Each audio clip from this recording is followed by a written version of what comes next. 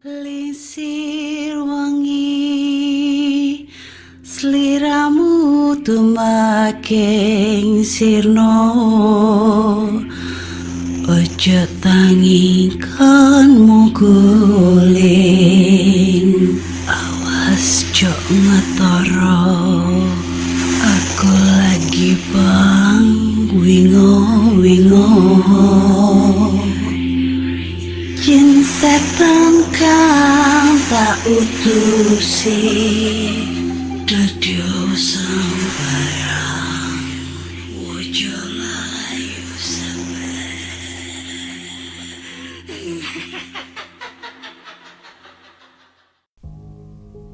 Hai Rek, iya apa kabare?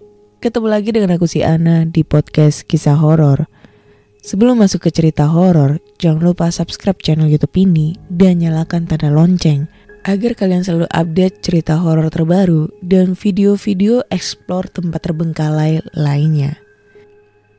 Halo semua, kali ini aku akan ngebawain sebuah cerita yang pengalaman yang katanya sih ini temennya pernah berhubungan intim dengan hantu.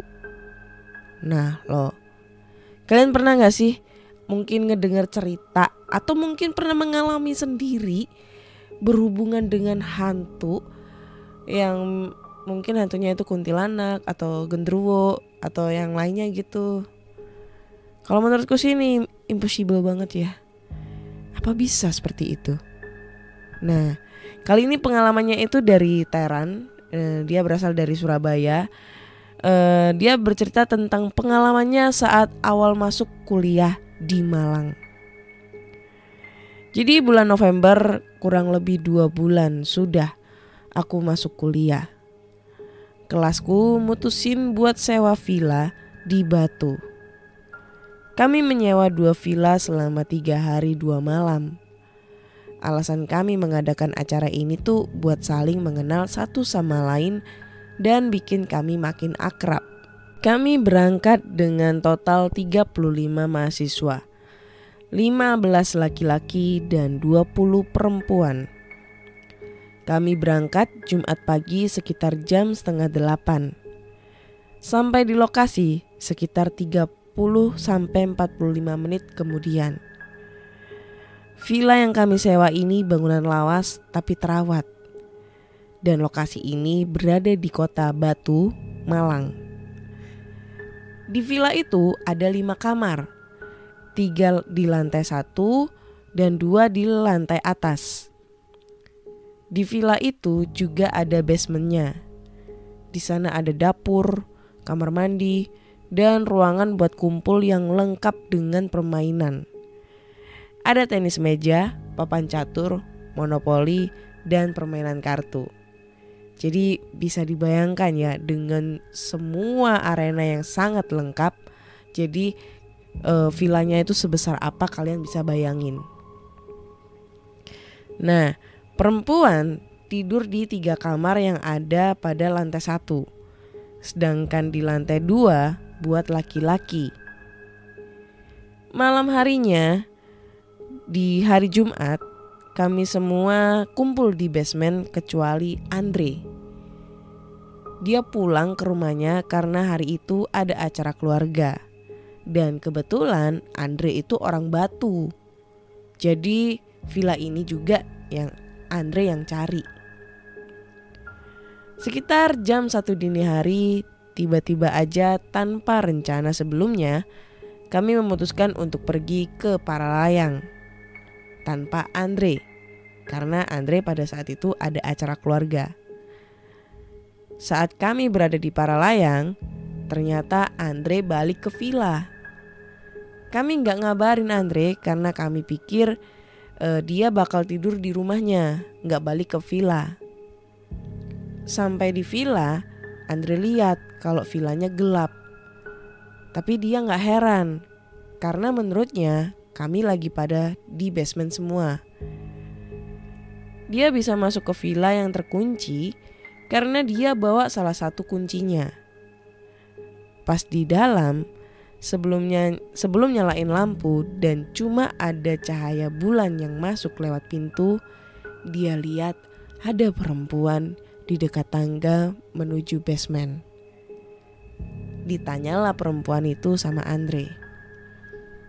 Yang lain pada di bawah. Tapi gak ada jawaban dan perempuan itu langsung menuju ke basement. Karena dikira Andre semua emang pada di basement dan perempuan itu emang mau ke basement buat gabung, Andre yang ngikutin aja. Awalnya pas Andre sampai di basement, perempuan itu gak ada. Basement juga gelap. Andre belum merasa aneh nih. Dia, hey, manggil kami gitu, tapi gak ada jawaban. Dia merasa kalau lagi dikerjain, tapi dia gak ulang tahun. Apa alasannya dia dikerjain? Pikirnya. Gak lama Andre dengar air keran dari kamar mandi, tapi lampu kamar mandi kelihatan gelap. Dari celah bawah pintunya, Andre masih mengira dikerjain dan ada yang sembunyi di kamar mandi. Andre tenang dong, terus nyalain lampu. Kemudian dia duduk di sofa yang ada di depan TV. Gak lama kemudian Andre ngeliat Vindi keluar dari kamar mandi. Vindi ini yang kami rasa paling cantik di kelas. Yang lain gak capek ya sembunyi di kamar mandi? Kali ini dijawab sama Vindi. Yang lain udah pada tidur di kamar. Sebenarnya di situ Andre udah merasa aneh. Salah satunya tuh kenapa Vindi gak ke kamar mandi di lantai 1 jika mau pipis. Tapi Andre gak cerita semuanya ke aku. Singkatnya, dia berhubungan badan sama Vindi. Normal dan enak kata Andre. Sampai pas dia asik main, dia nyium bau amis. Kayak bau darah. Tapi deket banget baunya. Pas Andre ngeliat ke bawah, ke muka Vindi buat nanya tentang bau itu, muka Vindi yang tadinya cantik pas dicium kok berubah hancur. Kata Andre dia lihat darah yang keluar dari mata Vindi. Pas dilihat itu, Vindi senyum-senyum. Entah menghina atau keenakan. Tapi menurut Andre itu menakutkan. Saat itu Andre terpatung untuk beberapa saat. Dia ngerasa ada air yang ngalir di dada sampai perutnya. Kata Andre itu darah dari tubuhnya Vindi juga. Pada posisi masih menindih Vindi itu, dia sempat teringat untuk membaca doa dan kemudian menjauh dari sofa di mana tadi mereka bermain. Sampai Andre gak bisa lihat kalau ada Vindi di sofa karena terhalang sandaran sofa.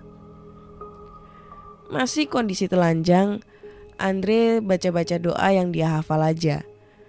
Gak lama kemudian kata Andre, dia dengar suara orang jalan dengan kaki diseret. Tapi Andre gak bisa lihat ada orang jalan. Suara itu terdengar mengarah ke kamar mandi. Kemudian Andre lihat pintu kamar mandi tertutup sendiri. Kata Andre, saat itu dia cuma pengen pulang.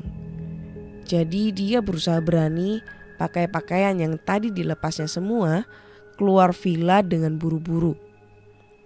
Tapi sialnya bagi Andre karena harus ketemu kami yang pulang pas di perjalanan. Jadi Andre papasan dengan kami dan kami sempat berhenti. Walaupun sempat gak mau diajak balik ke villa tanpa alasan yang jelas, tapi akhirnya dia kalah dengan ucapan, "Masa gitu sama temen?" Kemudian saat sarapan pada siang hari, ketika kami berenang di kolam yang bagian dari fasilitas villa, saat kami di basement pada malam hari, Andre itu terlihat sopan, gak banyak ngomong, sampai-sampai aku gak dengar dia ada ngucap kata jancuk yang merupakan ciri khas Andre. Nah, alasan Andre jadi sopan itu aku tahu.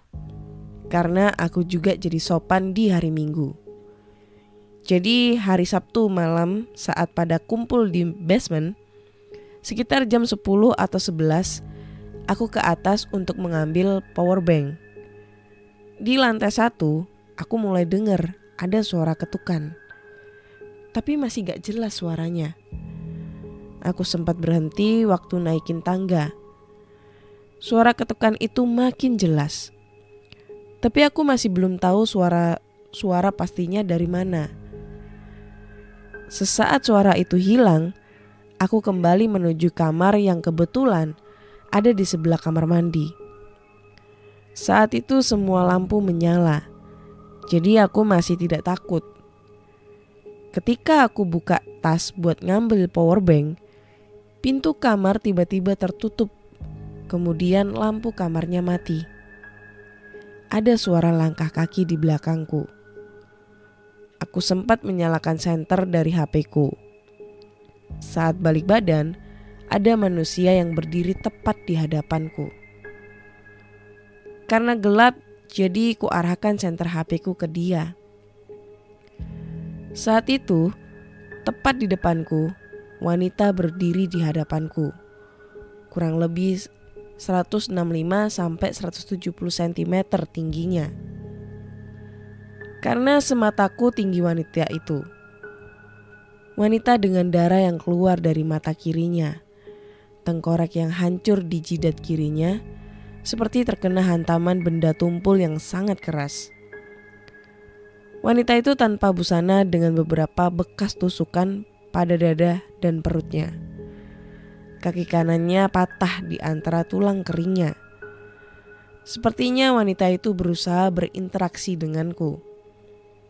Namun aku tidak mengerti apa yang dibicarakan karena suaranya hampir tidak keluar akibat pita suaranya yang terputus. Karena ada bekas sebilahan di tenggorokannya. Di dalam ketakutan itu untunglah temanku datang karena aku terlalu lama. Sudah giliranku bermain tenis meja. Wanita itu menghilang sesaat. Aku mendengar suara pintu yang dibuka temanku. Aku tahu cerita Andre karena aku memintanya cerita tentang apa yang terjadi saat dia di villa sendirian. Sedangkan kami berada di Paralayang. Teman-teman kelas yang lain tidak ada yang tahu dengan kejadian malam itu. Kurasa Andre merahasiakannya karena dia malu.